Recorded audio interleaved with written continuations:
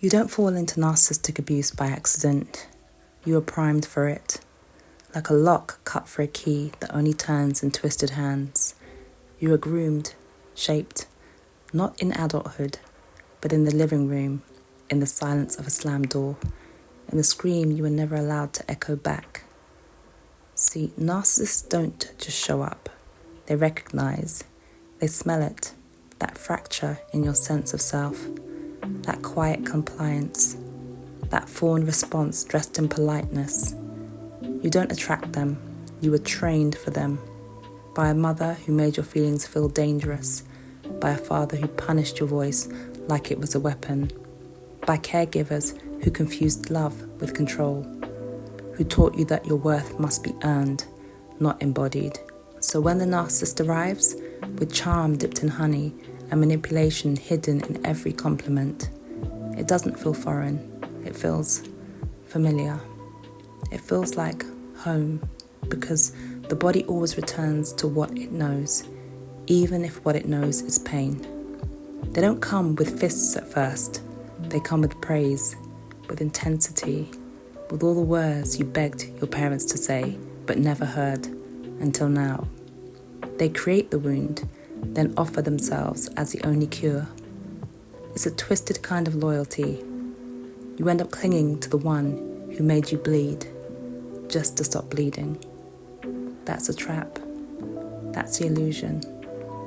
The false reality where the abuser becomes the savior. You begin to rely on them to soothe the very chaos they created. They push you into the fire, then hold the water hostage. And it works for a while, because your nervous system is trained to survive, not to question, not to resist, just to make it through. And when it becomes unbearable, they gaslight you. Say you're imagining things. Say it's not that bad.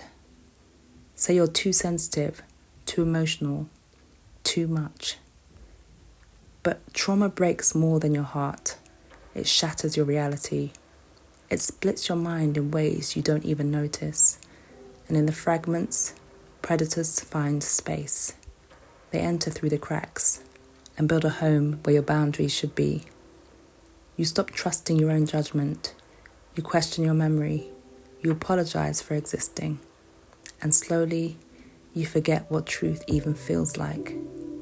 You start to make decisions from survival, not clarity, from fear, not alignment. You dress up your trauma responses in the costume of choice and call it love. But love is not control. Love is not walking on eggshells every day. Love is not feeling like you're never enough no matter how much you give. If you were raised by a narcissist, you were taught that love is something you earn by becoming invisible, by staying quiet, by pleasing, by disappearing in the name of keeping peace. So of course, you marry what's familiar. Not because you're broken, but because your map was broken. And until you redraw it, you'll keep driving the same roads to destruction, thinking it's your fault the car keeps crashing. But one day, something snaps. A moment breaks through the fog, and suddenly the truth screams louder than the lie.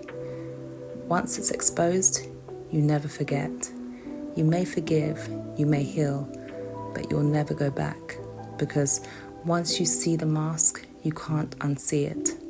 Once you taste real peace, chaos starts to rot in your mouth. You realize that this was never love. It was dependency. It was fear dressed in loyalty. It was codependency carved from childhood scars. And the withdrawal feels like death, because in a way, it is. The death of a false self. The death of the version of you that was built to survive abuse. And here's what they don't tell you about narcissistic abuse. The PTSD runs deep. Not just the flashbacks, but thought loops. Not just anxiety, but identity erosion.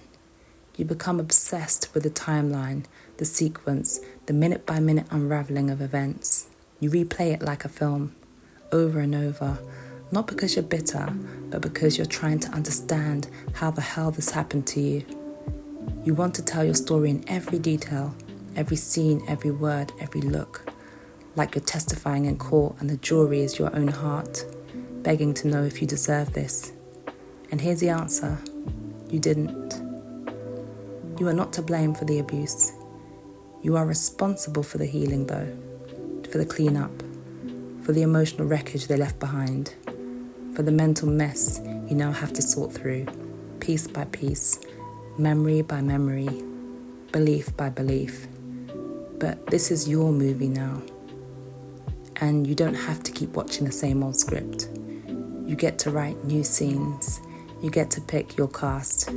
You get to choose how the story ends, not in shame, not in silence, but in sovereignty, in self-trust, in building your mind like a cathedral so strong that no narcissist could ever find a way back in. You don't owe anyone your silence. You don't owe anyone your pain. But you do owe yourself the truth. And the truth is, you survived something unspeakable. You rebuilt yourself from rubble. You saw the monster, named it, and walked away. And now you rise. Not because it's easy, but because staying small was killing you. This is your healing. This is your revolution. This is your homecoming to yourself you always wanted to be. Free, whole, unreachable to predators, and loyal only to your peace.